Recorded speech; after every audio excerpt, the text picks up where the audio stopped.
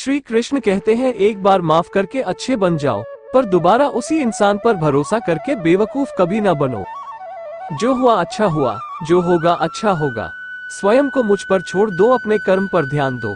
कर्म ऐसा जो स्वार्थ रहित पाप रहित हो। अगर तुम अपना कल्याण चाहते हो तो सभी उपदेशों, सभी धर्मों को छोड़कर मेरी शरण में आ जाओ, मैं तुम्हें मुक्ति प्रदान करूंगा। बुद्धिमान व्यक्ति को समाज कल्याण के लिए बिना आसक्ति के काम करना चाहिए। जो अपने मन पर नियंत्रण नहीं रखता, वो स्वयं का शनै शत्रु बनता जाता है। बुरे कर्म करने नहीं पड़ते हो जाते हैं, और अच्छे कर्म होते नहीं करने पड़ते हैं। जीवन में कभी भी किसी से अपनी तुलना मत कीजिए। आप जैसे हैं सर्वश्रेष्ठ हैं। अहंकार करने पर इंसान की प्रतिष्ठा, वंश, वैभव तीनों ही समाप्त हो जाते हैं। आपके कर्म ही आपकी पहचान है, वरना एक नाम के हजारों इंसान हैं। प्रबुद्ध व्यक्ति के लिए गंदगी का ढेर, पत्थर और सोना सभी समान है। श्री कृष्ण कहते हैं कि जन्म लेने वाले के लिए मृत्यु समान ही निश्चित है, लेकिन मृत्यु होने वाले के लिए जन्म लेना इसलिए जो अप्रासंगिक है उस पर शोक मत करो। रो पड़े कृष्णा ने कहा, मैं तो सब सुनता हूँ पर मेरा कौन सुनता है। इंसान गलत काम करता है, टाइम बाय डे, आगे पीछे की तरफ देखना है, बस ऊपर देखना भूल जाता है। तू वही करता है जो तू चाहता है, जो तू चाहता है वही करता है, तू फिर वही करता है जो मैं चाहता हूँ, तू वही करता है जो तू चाहता है। जिंदगी में दो लोगों का होना बहुत जरूरी है। एक कृष्ण जो ना लड़े फिर भी जीत ना छोड़े। परिवर्तन इस दुनिया का नियम है। कल जो किसी और का था आज वो दोस्त है और कल वो किसी और का होगा।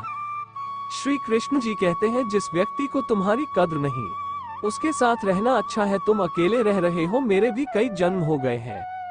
ना तो यह मेरा अंतिम जन्म है और ना यह मेरा अंतिम जन्म है। प्रेम एक ऐसा अनुभव है जो इंसान कभी नहीं देता, और घृणा एक ऐसा अनुभव है जो इंसान कभी नहीं देता। दूसरा कर्म जो सामने हारे हो फिर भी साथ ना छोड़े। अच्छे लोगों की कृष्ण परीक्षा बहुत कुछ देती है लेकिन साथ नहीं छोड़ती, और अच्छे लोगों को कृष्ण बहुत कुछ देती है लेकिन साथ नहीं देती। इंसान कितना भी बुरा क्यों न हो, लेकिन उसकी परछाई हमेशा काली होती है।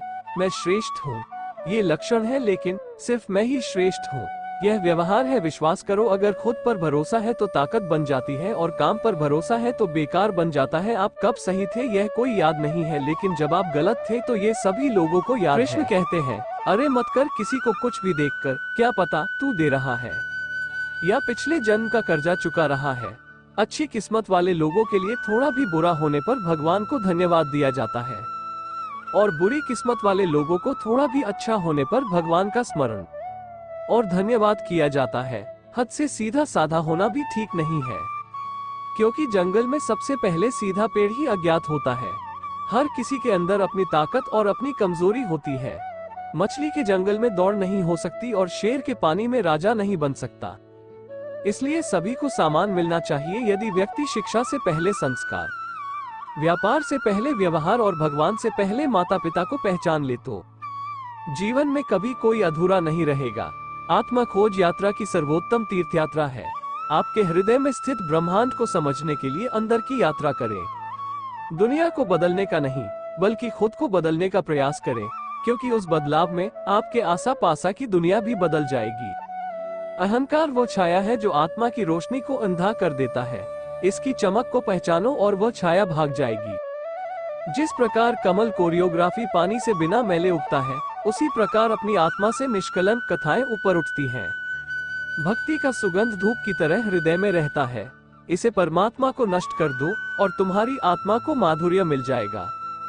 दुनिया को बदलने का नहीं, बल्कि खुद को बदलने का प्रयास करें, क्योंकि उस बदलाव में आपके आसा पासा की दुनिया भी बदल जाएगी। ध्यान की शांति में अपनी आत्मा की फुसफुसाहट मिलती है, जो आपको शाश्वत सत्य की ओर निर्देशित करती है। एक कुशल धनुर्धर की तरह अपने दृष्टिकोण को आत्म साक्षात्कार के लक्ष्य की ओर लक्षित करें और अपना ध्यान भटकाने ना दे। आपके कार्य को आपके नोटबुक का प्रमाण पत्र बनाना चाहिए, क्योंकि वे शब्द अधिक जोर से चिल्लाते हैं। दिमाग एक कैनवस है, विचार उसका रंग, सकारात्मकता की उत्कृष्ट कृति को चित्रित किया जाए। ज्ञान प्राप्त करना जागरूकता का दीपक जलाना है, इसे साझा करना दुनिया को रोशन करना है।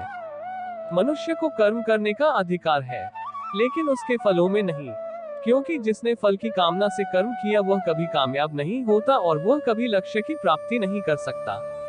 इसलिए कर्मों के फल लालसा नहीं पालनी चाहिए, वह तो स्वतः ही प्राप्त हो जाता है। श्री कृष्ण कहते हैं कि जहाँ लगन, मेहनत और धैर्य है वहाँ जीत निश्चित है। कृष्ण कहते हैं अपने कर्तव्य के प्रति आरूढ़ रहना सीखो, क्योंकि दुनिया में ऐसी कोई चीज नहीं है, ऐसा कोई काम नहीं है और ऐसा कोई लक्ष्य नहीं है जिसे व्यक्ति हासिल नहीं कर सकता। लेकिन दुर्भाग्य यह है कि न तो व्यक्ति इंतजार करता है और न मेहनत। प्रतीक्षा या मेहनत के बगैर लक्ष्य को हासिल करना नामुमकिन है।